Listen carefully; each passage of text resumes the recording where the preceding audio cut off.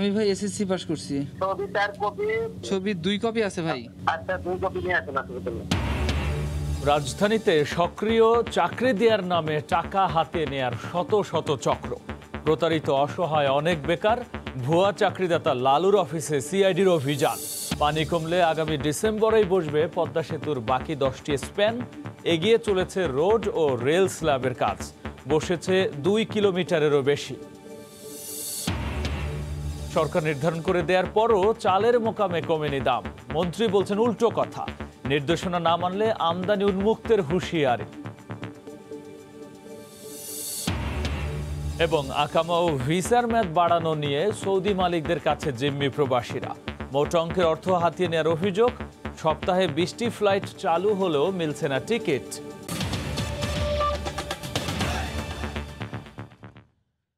দেখছিলেন শিরোনাম। প্রবাসের সময়ে সঙ্গে আছি আমি।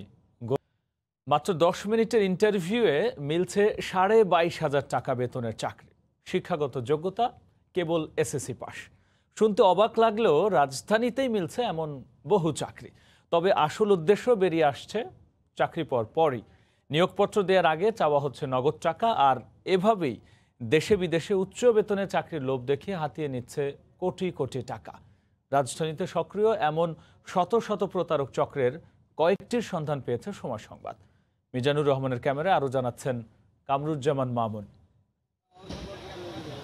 অফিসার পদে চাকরি পেতে শিক্ষাগত যোগ্যতা কোনো বাধা না। চাকরি হবেই, তবে দিতে হবে কয়েক ধাপে টাকা।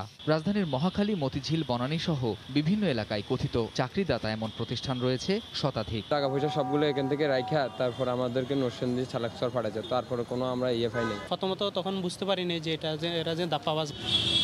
পত্রিকা ও দেয়ালে লাগানো এসব চটকদার লোভনীয় বিজ্ঞাপনের সূত্র ধরে অনুসন্ধানে নামে সময় সংবাদ। প্রথমে কথা হয় জিএসএফ সার্ভিসেস লিমিটেড নামের প্রতিষ্ঠানে।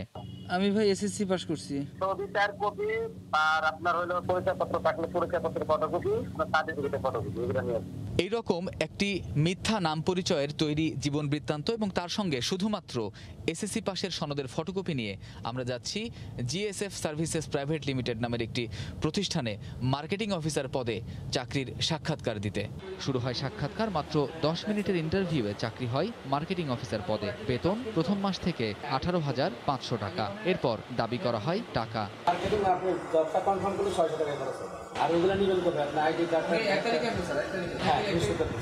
পরে দেয়া হয় আমাদের পরিচয়। পালিয়ে যান সাক্ষাৎকার গ্রহণকারী। সবার সাথে কথা বলতে পারবো না। শুধু সামনাসামনি নয়, অনলাইন, ফেসবুক ও দালালের মাধ্যমেও সক্রিয় এসব চক্র। বাংলাদেশের সরকার কর্তৃক অনুমোদিত যে কোনো হসপিটাল বা ক্লিনিকে আমরা আপনাদেরকে দায়িত্ব বুঝিয়ে দিব। 990 টাকা আসার পর আমরা ইমেইলের মাধ্যমে আমরা আপনার জয়েনিং লেটারটা আজকে পাঠিয়ে দিব। আইন শৃঙ্খলা বাহিনী বলছে কোনো প্রকার প্রতারণা করে ছলচাতুরি আশ্রয় নিয়ে ব্যবসা চালানো যাবে না। আইন প্রয়োগকারী সংস্থাকে এসব অপরাধজনক কাজের থেকে দূরে রাখার জন্য তাদের ঊর্ধ্বতন কর্মকর্তা যারা আছে, তাদের তদারকিকারী কর্মকর্তা যারা আছে, তারা এই জিনিসটা তাদের নজরদারিটা জোরদার করা। কামরুজ্জামান মামুন, সময় সংবাদ, ঢাকা। এদিকে বিমানবন্দরে চাকরির প্রলোভন দেখিয়ে কয়েক কোটি টাকা হাতিয়ে নেওয়ার অভিযোগে গ্রেফতার প্রতারক আমিনুল ইসলাম লালুর ভুয়া অফিসে অভিযান চালিয়েছে সিআইডি। সেখান থেকে ব্যাংকের ভুয়া চেক, এটিএম কার্ড সহ বিভিন্ন কাগজপত্র জব্দ করা হয়। লালুর আস্তানা থেকে উদ্ধার হওয়া মালামাল পরীক্ষা নিরীক্ষা করে দেখছে সিআইডি।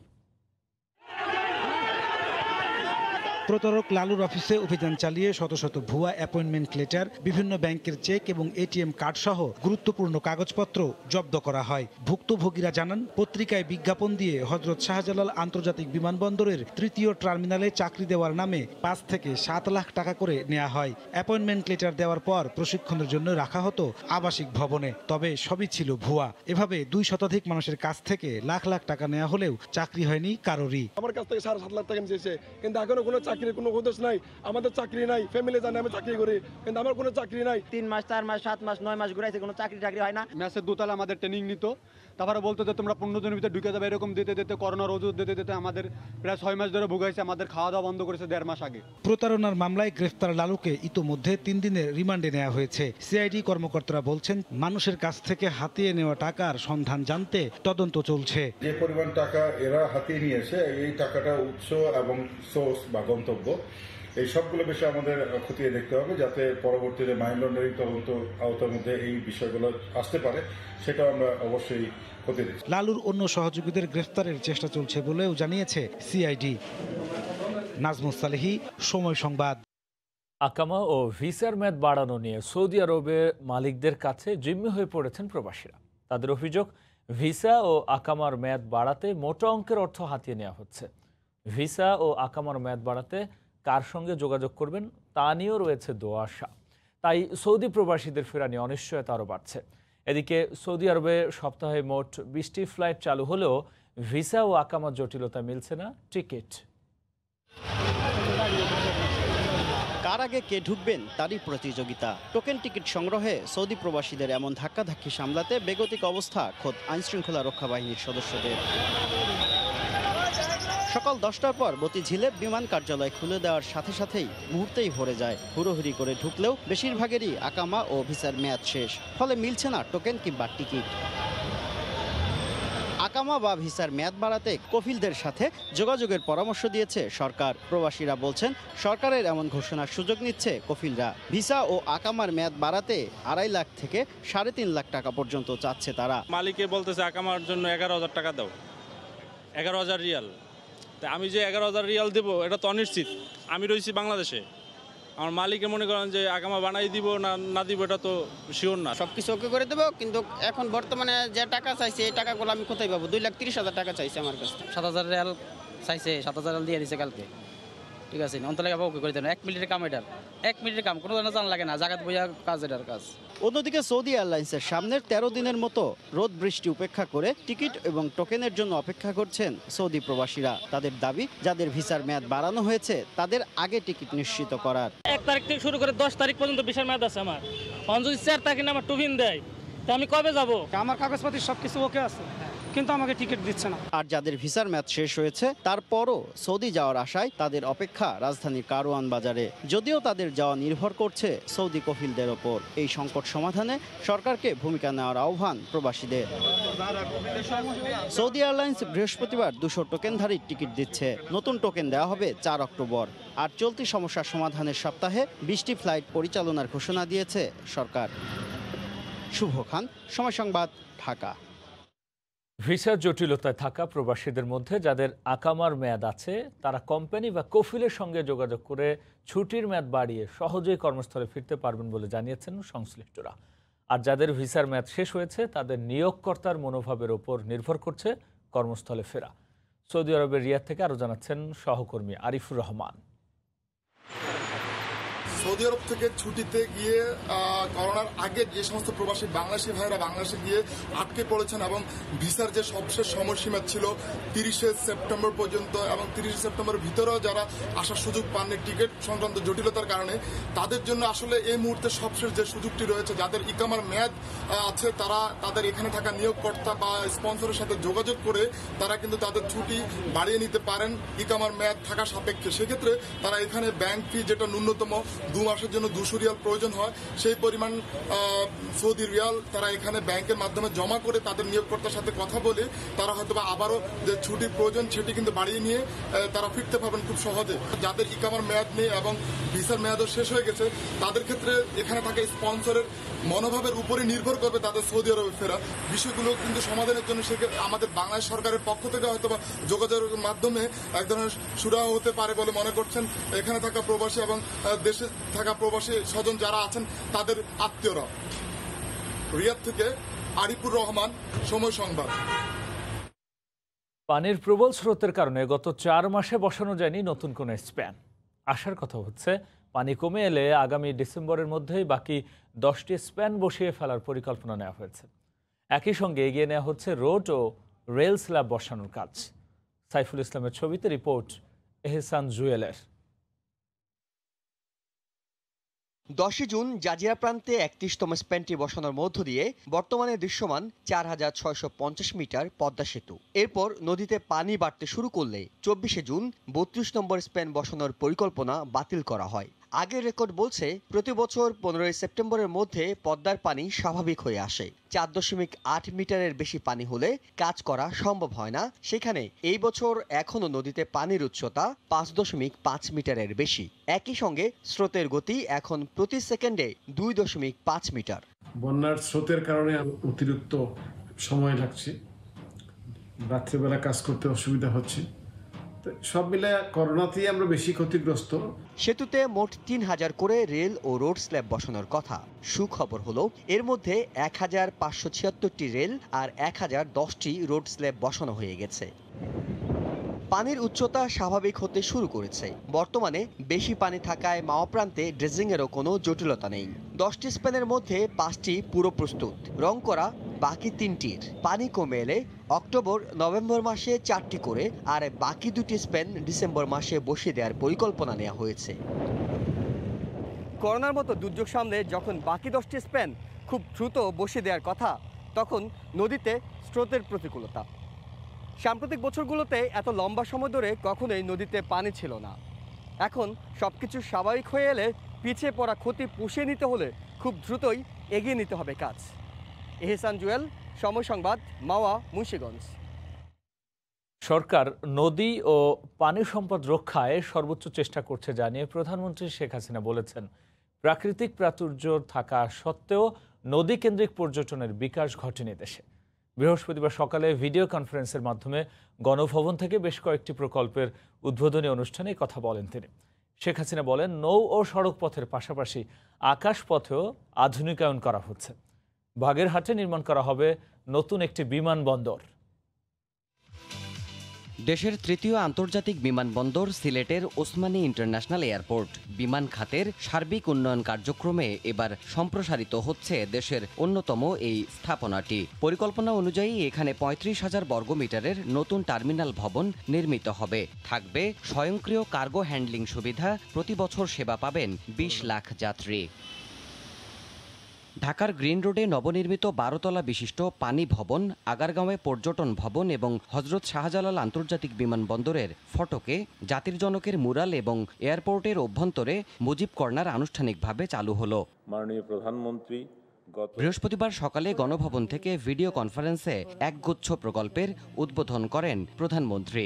শুভ উদ্বোধন ঘোষণা করছি। উদ্বোধনী আয়োজনে শেখ হাসিনা বলেন, দেশের পানি সম্পদ রক্ষায় গবেষণার কোনো বিকল্প নেই। দেশের 98% মানুষের এখন সুপেয় পানি প্রাপ্তি নিশ্চিত হয়েছে বলে জানান তিনি। এত চমৎকার প্রাকৃতিক সৌন্দর্যের দেশ আমাদের, কিন্তু সেগুলো আমরা যথাযথভাবে কাজে লাগাতে পারিনি। পানিকে রক্ষা করার সর্বোত্তমভাবে চেষ্টা আমরা চালিয়ে যাচ্ছি। পর্যটন ও বিমান খাতের উন্নয়ন বড় অঙ্কের রাজস্ব আয়ের উৎস হতে পারে উল্লেখ করে সরকার প্রধান বলেন, নতুন অভ্যন্তরীণ বিমানবন্দর হবে দক্ষিণবঙ্গে। আমরা ইন্টারন্যাশনাল এয়ার রুটের ভিতরে আছি, সেখানে আমাদের সামনে অনেক সম্ভাবনা আছে। যে সম্ভাবনাটা যদি আমরা কাজে লাগাতে পারি, তাহলে আমাদের একদিকে পর্যটন শিল্প, অপরদিকে আমাদের এই এয়ারলাইন্সই আমাদের অনেক টাকা উপার্জন করে দিতে পারে। বিশ্বের দূরবর্তী রুটগুলোতে বাংলাদেশ বিমানের ফ্লাইট পরিচালনায় সরকার আলোচনা অব্যাহত রেখেছে বলেও জানান প্রধানমন্ত্রী। এগুলির দিকে আমরা বিশেষভাবে দৃষ্টি দিচ্ছি। দেবাশিস রায়, সময় সংবাদ, ঢাকা। করোনা মহামারীর কারণে বিশ্বে নারীর ক্ষমতায়ন বাধাগ্রস্ত হয়েছে উল্লেখ করে এ নিয়ে বিশ্ব নেতাদের নতুন করে পরিকল্পনা নেওয়ার আহ্বান জানিয়েছেন প্রধানমন্ত্রী শেখ হাসিনা। বৃহস্পতিবার জাতিসংঘের অধিবেশনে তিনি আরও বলেন, দক্ষিণ এশিয়ায় নারীরা যেখানে নির্যাতিত, বাংলাদেশ সেখানে নারীর ক্ষমতায়নের শীর্ষে। বিশ্বেও বাংলাদেশের অবস্থান অনেক উপরের সারিতে। We have much more to do. The COVID-19 pandemic has particularly aggravated the vulnerability of women. During this pandemic, women are facing discrimination and increased domestic violence, and therefore threatening to reverse our hard-earned achievements in women empowerment. Bangladesh has made tremendous development in women's empowerment. Immediately after our independence, Father of the nation Bangabandhu Sheikh Mujibur Rahman placed women at the heart of our development agenda. Under his legendary statesmanship, the country crafted a progressive constitution granting equal rights for men and women. We have made girls' education a priority, economic and political empowerment of women a necessity. We see women as active agents of development, not as passive recipients. We formulated a progressive women development policy in 2011. In the public service, women are now becoming higher court judges, public university VCs, secretaries of the government ministries, and so on. Excellencies, on this 25th anniversary, I would like to pledge to increase women's participation in the workforce, leading to 50-50 by 2041. স্বাস্থ্য অধিদপ্তরের হিসেবে করোনায় আক্রান্ত হয়ে দেশে বুধবার দুপুর থেকে বৃহস্পতিবার দুপুর পর্যন্ত 24 ঘন্টা 21 জন মারা গেছেন। নতুন শনাক্ত হয়েছেন 1508 জন রোগী। এ নিয়ে দেশে মোট রোগীর সংখ্যা 3,64,987 জন।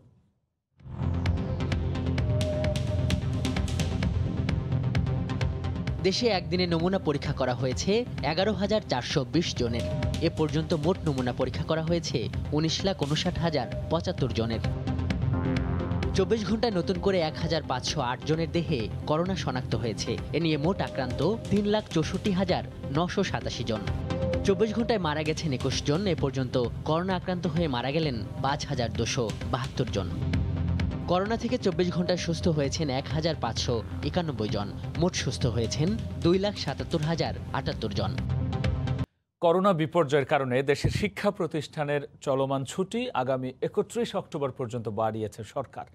প্রাথমিক শিক্ষা সচিব জানান, পরিবেশ পরিস্থিতি অনুযায়ী শিক্ষা প্রতিষ্ঠান খোলা না হলে শিক্ষার্থীদের বার্ষিক মূল্যায়ন করার সম্ভাবনা কমে আসছে। বৃহস্পতিবার শিক্ষা মন্ত্রণালয় এক প্রেস বিজ্ঞপ্তিতে এই তথ্য জানিয়েছে। গত 17 মার্চ থেকে সব শিক্ষা প্রতিষ্ঠান বন্ধ রয়েছে। কয়েক দফা ছুটি বাড়ানোর পর 3 অক্টোবর ছুটি শেষ হওয়ার কথা ছিল, কিন্তু করোনা পরিস্থিতি স্বাভাবিক না হওয়ায় ছুটি শেষ হওয়ার আগেই আবারও শিক্ষা প্রতিষ্ঠানের ছুটির সময় বাড়ল। এদিকে একাদশ শ্রেণীতে ভর্তি হওয়া শিক্ষার্থীদের ক্লাস আগামী 4 অক্টোবর থেকে অনলাইনে শুরু হবে। কোভিড-19-এর কারণে স্কুল কলেজ বন্ধ থাকায় এমন সিদ্ধান্ত নেওয়া হয়েছে।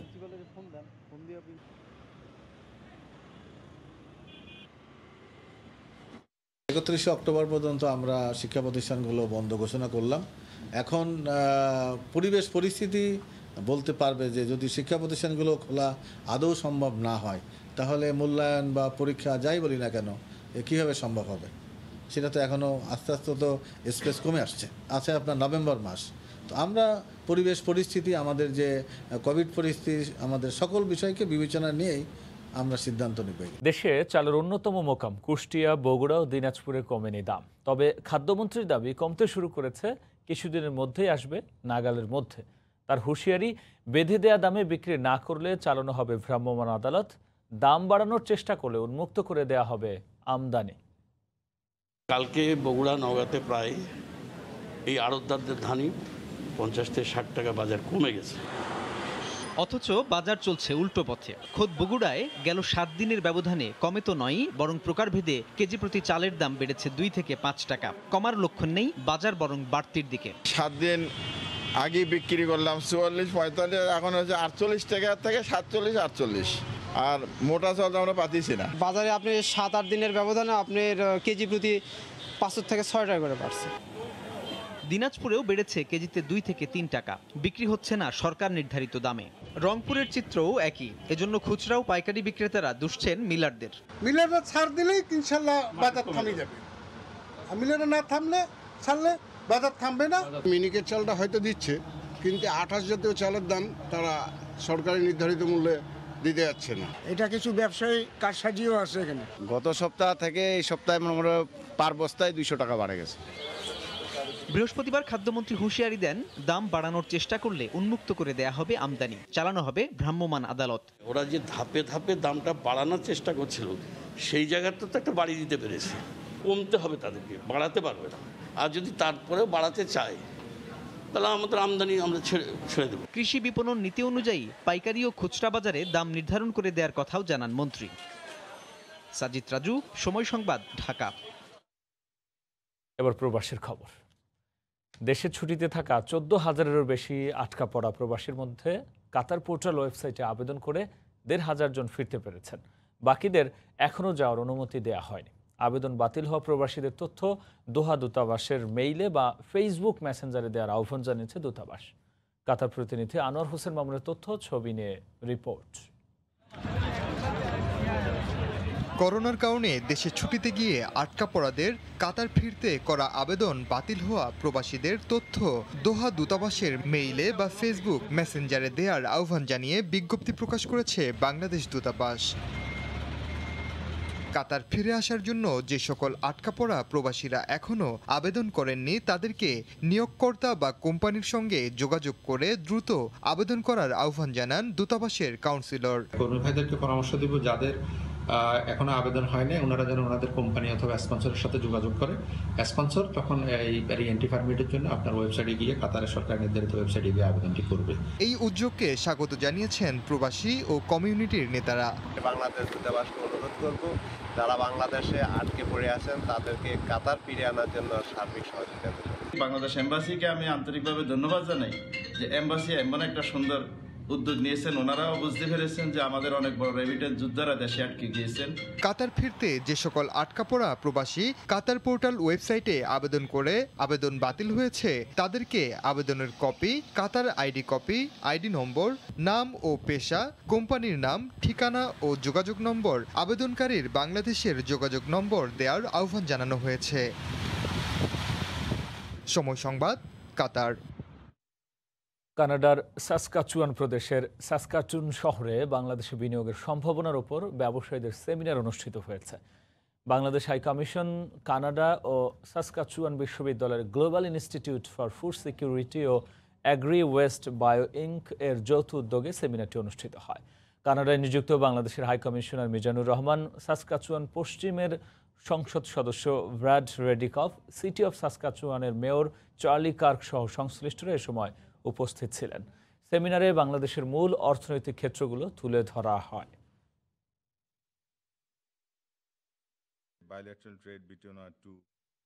মার্কিন নির্বাচনী বিতর্কে ট্রাম্প, জো বাইডেন কাদা ছোড়াছুড়ির পর তাদের বক্তব্য নিয়ে চলছে চুলচেরা বিশ্লেষণ।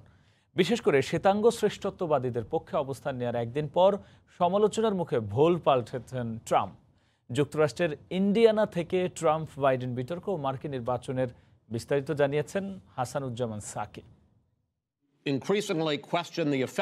প্রথম প্রেসিডেন্সিয়াল বিতর্ক অনুষ্ঠিত হয়েছে। সেই বিতর্কের বিষয়াদি নিয়ে দুই প্রতিদ্বন্দ্বী প্রার্থী তারা বিতর্কে অংশ নিয়েছেন। তার চুলছেরা বিশ্লেষণ কিন্তু এখন চলছে যুক্তরাষ্ট্রের সর্বত্র। তথ্য দেয়া এবং যুক্তির খণ্ডন এই বিষয়টি বিতর্কে অনুপস্থিত ছিল। সেখানে কাদা ছোড়াছুড়ির ঘটনাই বেশি ঘটেছে এবং শ্বেতাঙ্গ শ্রেষ্ঠত্ববাদ নিয়ে ডোনাল্ড ট্রাম্প যেভাবে কথা বলেছেন, যেভাবে তার অনুসারীদেরকে বলেছেন এই ইস্যুতে স্ট্যান্ড বাই থাকার জন্য, সেই ইস্যুতে পুরো যুক্তরাষ্ট্র জুড়ে যখন তীব্র সমালোচনা হচ্ছে তখন কিন্তু তিনি তার অবস্থান থেকে একটু সরে এসে আজকে বলেছেন যে এই ইস্যুটি নিয়ে যেন আর বেশি বাড়াবাড়ি করা না হয়। বর্ণবাদের যে একটি ইস্যু, সেই ইস্যুটি কিন্তু একটি বড় ইস্যু হিসেবে এবার দেখা দিয়েছে।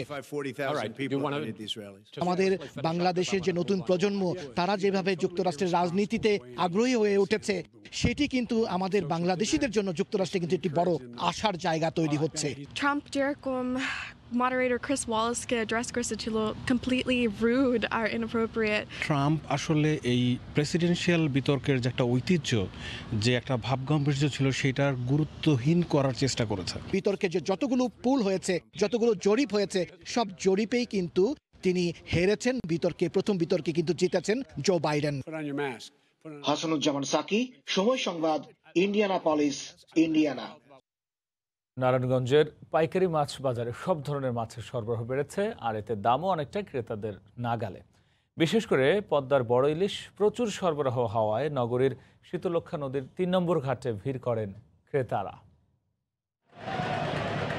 নারায়ণগঞ্জের প্রায় ১০০ বছরের পুরনো শীতলক্ষ্যা নদীর পূর্ব তীরের ৩ নম্বর ঘাট এলাকার পাইকারি মাছ বাজার। নৌপথে পরিবহনের সুবিধা থাকায় ছোট বড় সব ধরনের তাজা মাছ পাওয়া যায় এই বাজারে। পাশাপাশি হাওড় অঞ্চল ও সমুদ্রের মাছও বাজারে আসে। প্রতিদিন ভোর ৫টা থেকে বেলা ১১টা পর্যন্ত চলে বেচাকেনা। বিভিন্ন জায়গার মাছ পাওয়া যায়, সিলেট, হাওড়ের মাছ, এই যমুনার মাছ রিজনেবল প্রাইসে পাওয়া যায়, দাম তো ভালোই বললাম, আর সব ধরনের মাছই পাওয়া যায়। এই মাছ বাজারের ঐতিহ্য, এই ঘাটের ঐতিহ্য, ডেইলি মনে করেন যে 1 কোটি টাকার উপরে মাছ বিক্রি হয়। মাছের সরবরাহ বেড়েছে বাজারে, তাই দামও কমেছে। বিক্রেতাদের হাত ডাকে তাই সরগরম মাছ বাজার, বিশেষ করে 2 কেজি ওজনের বড় আকৃতির ইলিশে ভরা বাজার। ইলিশ মাছ অরিজিনাল পদ্মার মাওয়াগাড়ার মাছ, ইনশাল্লাহ এগুলা 2 কেজি সাইজ 1100 টাকা কেজি, 1.5 কেজি সাইজ 1050 টাকা কেজি, আর 1 কেজি সাইজ 700 টাকা কেজি। রুই মাছ 350 টাকা কেজি বিক্রি করি, আর মাছ 800 টাকা বিক্রি করি। নলা মাছ আপনি আছে 220, এটা কাতলা আছে 250। এই বাজারে শতাধিক আড়তদার ও সহস্রাধিক পাইকারি মাছ ব্যবসায়ী রয়েছেন, আর হাজারের বেশি মৎস্যজীবী শ্রমিক কর্মচারী যুক্ত রয়েছেন।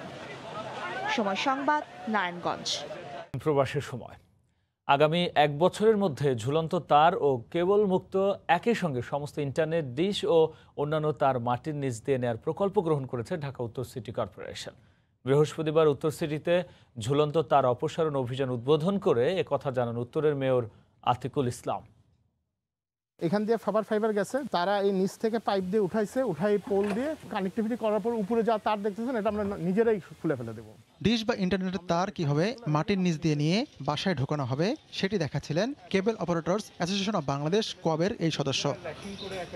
উত্তরার 4 নম্বর সেক্টরের 3 নম্বর সড়কের 3টি পথে তার টানার জন্য মাটির নিচে পাইপ বসিয়েছে উত্তর সিটি কর্পোরেশন। যেহেতু নতুন রাস্তা, তাই বাড়তি ঝামেলা ছাড়াই কাজ চলছে জোরে সোরেই। কিন্তু ঢাকঢোল পিটিয়ে বৃহস্পতিবার গুলশান 2-এ উত্তর সিটি ঝুলন্ত তার অপসারণের যে কার্যক্রম শুরু করেছে, তার পরপরই মূল সড়কের দুপাশের অফিসগুলো দুর্ভোগে পড়ে। শুধু তাই নয়, ধানমন্ডির 8ম শ্রেণী পড়ুয়া মাহিরের পড়াশোনা গত মার্চ থেকে চলছে অনলাইনে। তার মা অফিসে করছেন বাসায় বসে। নেটলাইন কাটা পড়লে কি হবে তা জানেন না তারা। পড়াশোনা থেকে শুরু করে অফিস থেকে শুরু করে কেনাকাটা everything we are depend on online. এটা খুবই খারাপ অবস্থা হবে যদি সেরকম কিছু হয়। যারা হোম অফিস করছে তাদেরকে যদি অপশন দিতেন, দেওয়ার পরে এই ব্যবস্থাটা নিতেন, তাহলে মেবি আমাদের কোনো প্রবলেম হতো না। কোয়াবো ইন্টারনেট সেবা সংশ্লিষ্টরা বলছেন তারাও চান তারের জঞ্জাল মুক্ত নগরী, কিন্তু সেটা করতে হবে বিকল্প উপায় রেখেই। দক্ষিণ সিটি কর্পোরেশনে আপনারা দেখবেন কেবল কাটার পরে 2 ঘন্টার মধ্যে কিন্তু কেবল আবার উঠে যাচ্ছে, যেটা উত্তরে দেখবেন যে এই কেবলটা দ্বিতীয়বার উঠবে না। কেবল টিভি পরিষেবা এবং ইন্টারনেট পরিষেবাটি নিশ্চিতকরণের লক্ষ্যে যেন একটি কমিটি করে দেওয়া হয়, তারা যেন একটা তদন্ত রিপোর্ট দেয়, সেই অনুযায়ী যেন এর পরবর্তীতে রিমুভটা করা হয় তারগুলি। একই মত নগর পরিকল্পনাবিদদের। তার জঞ্জালবিহীন ব্যবস্থাপনায় যাওয়া কোনো না কোথাও শুরুয়াত করা প্রয়োজন, সেটি এখনই হোক, তবে অবশ্যই তা জনভোগান্তির সৃষ্টি না করে। সিটি কর্পোরেশন বিকল্প উপায়ের কথা বললেও সেই উদ্যোগ যত সামান্য। আমাদের যে সসার ড্রেনগুলো আছে এগুলোর নিচ দিয়েই আমি পাইপ বসিয়ে দিব, আমাকে তারা মান্থলি ইয়ারলি রেন্ট দিবে। লাইন কাটা হলে কিভাবে চলবে উত্তরার এই 3টি পথ ছাড়া 2 সিটির কোথাও সেই উদ্যোগ দেখা যায়নি। আতিকুর রহমান তমাল, সময় সংবাদ, ঢাকা। চাপায় পাহারানো রাসেলকে আরও 20 লাখ টাকা দেওয়ার নির্দেশ দিয়েছেন হাইকোর্ট। গ্রিন লাইন পরিবহনকে এ টাকা দিতে হবে 3 মাসের মধ্যে। রায়ের সন্তোষ প্রকাশ করেছেন ভুক্তভোগী রাসেল। উচ্চ আদালতের এ আদেশ বিশৃঙ্খল গণপরিবহনের জন্য একটি বার্তা বলে মনে করেন রাষ্ট্রপক্ষের আইনজীবী। এক পা নিয়ে দীর্ঘ আইনি পথ পাড়ি দিতে হয়েছে রাসেলকে। 2 বছরের আইনি লড়াই শেষে বৃহস্পতিবার তাকে আরও 20 লাখ টাকা ক্ষতিপূরণ দেওয়ার আদেশ দিলেন উচ্চ আদালত। 3 মাসের মধ্যে গ্রিন লাইন পরিবহনকে এ টাকা দিতে হবে। স্বাভাবিক জীবনে ফিরতে না পারলেও এ টাকা পেলে কিছুটা সচ্ছলতা ফিরবে তার পরিবারে। ইতিপূর্বে 10 লক্ষ টাকা দিয়েছে এবং 3,42,000 টাকা মতো চিকিৎসা দিয়েছে। এখন 20 লক্ষ টাকা আগামী 3 মাসের মধ্যে পরিশোধ করার জন্য নির্দেশ প্রদান করা হয়েছে। 20 লাখ কেন, 1 কোটি টাকা দিলেও আমার কিন্তু যেটা হারিয়েছি সেটা আমি পাবো না। তার জন্য কেউ আমার মতো এরকম দুর্ভোগে না পড়ে, পা হারায় বা কোনো বিপদগ্রস্ত হয়ে এরকম কোর্টের দ্বারে দ্বারে ঘুরতে হয়। আসার কথা হলো এতদিন গড়িমসি করলেও টাকা দেওয়ার ব্যাপারে সম্মত হয়েছে গ্রিন লাইন বাস কর্তৃপক্ষ। মানবিক কারণে আমরা সম্মত হয়েছি। এই টাকাটা আদালত বলেছেন যে ব্যাংকে জমা থাকবে এবং প্রতি মাসে এটার যে ইন্টারেস্ট থাকবে সেই ইন্টারেস্ট থেকে সে যে টাকাটা পাবে এটা থেকে তার জীবন ধারণ করার একটা সুযোগ হবে। রাষ্ট্রপক্ষ বলছে বিশৃঙ্খল গণপরিবহনের জন্য এ রায় সতর্ক বার্তা। একদিকে যেরকম ক্ষতিপূরণের একটি দ্বার উন্মোচিত হলো, অন্যদিকে যারা বাস পরিচালনা করবেন, মালিক হোক বা তাদের যে কর্মচারী ড্রাইভার হোক, তারাও কিন্তু ভবিষ্যতে সতর্ক দৃষ্টি দেবেন। 2 বছর আগে রাজধানীর হানিফ ফ্লাইওভারে গ্রিন লাইন বাসের চাপায় 1 পা হারান ভাড়ায় গাড়ি চালক রাসেল। এরপর 1 কোটি টাকা ক্ষতিপূরণ চেয়ে মামলাটি করে সে। আফজাল হোসেন, সময় সংবাদ, ঢাকা। দেখছেন প্রবাসের সময়। আতশবাজি ও নগর কীর্তন উদযাপন করা হলো বৌদ্ধ ধর্মাবলম্বীদের অন্যতম ধর্মীয় উৎসব প্রবারণা পূর্ণিমা। বৃহস্পতিবার বিকেল থেকে রাজধানীর বৌদ্ধ বিহারগুলোতে সমবেত হন ভক্তরা। প্রদীপের আলোকছটায় অন্ধকার দূর হয়ে করোনামুক্ত পৃথিবীর প্রার্থনা করেন তারা।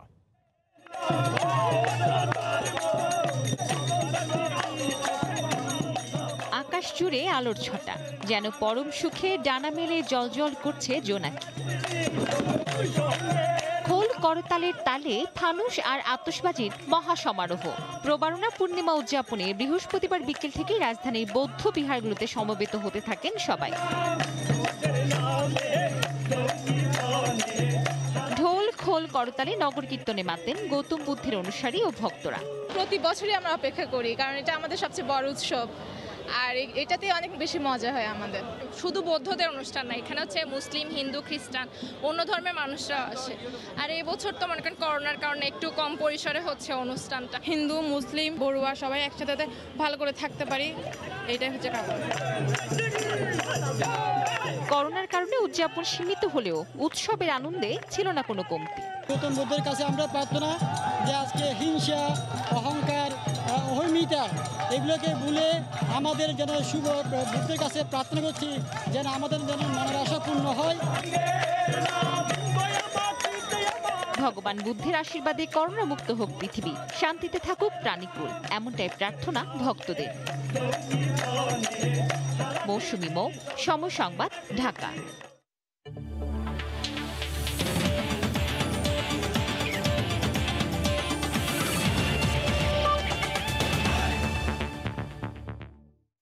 দেশে ফেরার পর প্রথমবারের মতো ক্যামেরায় দেখা গেল সাকিব আল হাসানকে।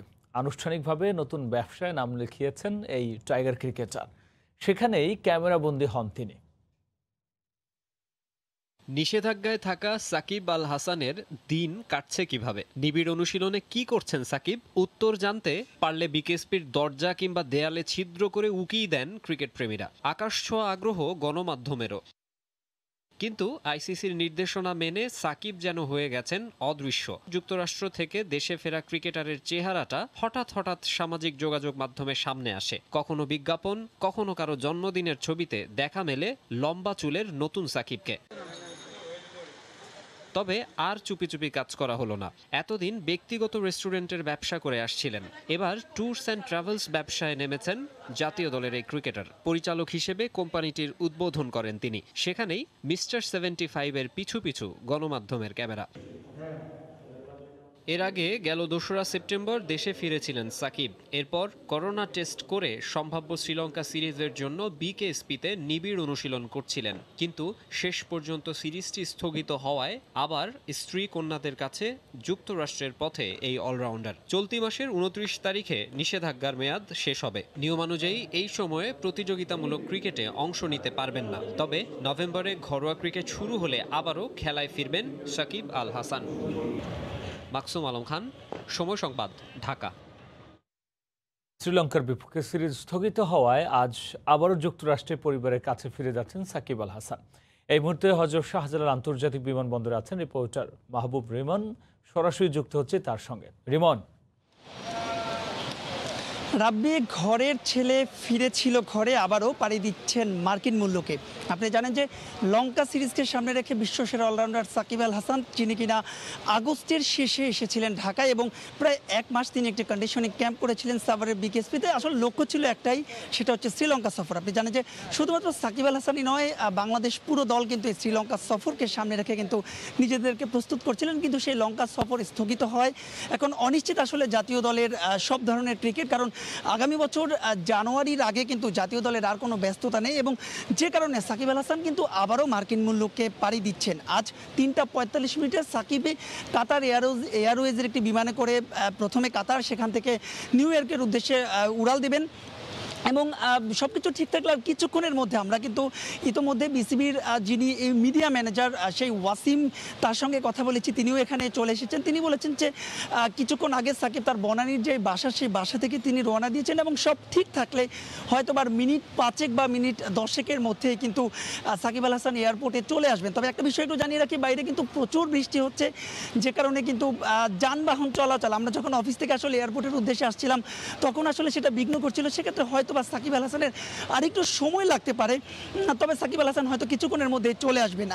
আর আপনি জানেন যে সাকিব আল হাসান যখন বাংলাদেশে এসেছিলেন বিকেএসপিতে তিনি চলতি মাসের 4 তারিখ থেকে কিন্তু রুদ্ধতার অনুশীলন করেছিলেন ফাহিম আহমেদ এবং সালাউদ্দিন, এই দুইজনের অধীনে। আপনি জানেন যে এই দুইজনেই কিন্তু সাকিব আল হাসান যখন বিকেএসপিতে ছিলেন তখন সাকিব আল হাসান এদের কাছেই মূলত মূল মন্ত্রটা নিয়েছিলেন, যে কারণে আবার পুনর্বাসন প্রক্রিয়ায় সাকিব আল হাসান কিন্তু এই দুইজনকে বেছে নিয়েছিলেন এবং প্রায় 1 মাস কিন্তু সাকিব আল হাসান রুদ্ধতার অনুশীলন করেছিলেন। এবং বিকেএসপিতে আমরা যেমনটা দেখেছিলাম যে গণমাধ্যম থেকে শুরু করে কারোই কিন্তু আসলে প্রবেশের কোনো ধরনের অনুমতি ছিল না। সেই রুদ্ধতার অনুশীলনের পরে আজ কিন্তু প্রথমবারের মতো সাকিব আল হাসানকে দেখা গিয়েছিল। আপনি জানেন যে তার আরও একটি নতুন ব্যবসার কারণে তিনি সর্বপ্রথম আজ ক্যামেরার সামনে এসেছিলেন, কিন্তু আজই সব কিছু শেষ করে তিনি কিন্তু আমেরিকার উদ্দেশ্যে রওনা দিচ্ছেন। আপনি জানেন যে সেখানে তার 2 কন্যা ছাড়াও তার স্ত্রী শিশির রয়েছেন এবং নিয়ম অনুসারে কিন্তু আমরা যত জানতে পেরেছি আমেরিকা গিয়েও তাকে 14 দিনের কোয়ারেন্টাইনে থাকতে হবে। সাকিব আল হাসানের ফ্লাইট কিন্তু 3:45 অর্থাৎ এবং 2টার দিকে তিনি এখানে ঢুকবেন এবং বোর্ডিংয়েরও আসলে কিছু ব্যাপার রয়েছে। তবে আপনি জানেন যে কিছুক্ষণের মধ্যে সব ঠিক থাকলে সাকিব আল হাসান কিন্তু চলে আসবেন। তো রাব্বি ছিল আমার কাছে এয়ারপোর্ট থেকে সব শেষ। হযরত শাহজালাল আন্তর্জাতিক বিমানবন্দর থেকে যুক্ত হয়েছিলেন সহকর্মী মাহবুব রিমন। এ পর্যায়ে শীর্ষ সংবাদ জানিয়ে দিচ্ছে আরো একবার। আমি ভাই এসএসসি পাস করছি। ছবি 2 কপি আছে ভাই। আচ্ছা 2 কপি নিয়ে আসুন। রাজধানীতে সক্রিয় চাকরি দেওয়ার নামে টাকা হাতিয়ে নেওয়ার শত শত চক্র, প্রতারিত অসহায় অনেক বেকার। ভুয়া চাকরিদাতা লালুর অফিসে সিআইডির অভিযান এবং আকামা ও ভিসার মেয়াদ বাড়ানো নিয়ে সৌদি মালিকদের কাছে জিম্মি প্রবাসীরা। মোটা অঙ্কের অর্থ হাতিয়ে নেওয়ার অভিযোগ। সপ্তাহে 20টি ফ্লাইট চালু হলেও মিলছে না টিকিট। এই ছিল প্রবাসী সময়, সঙ্গে থাকুন সময়।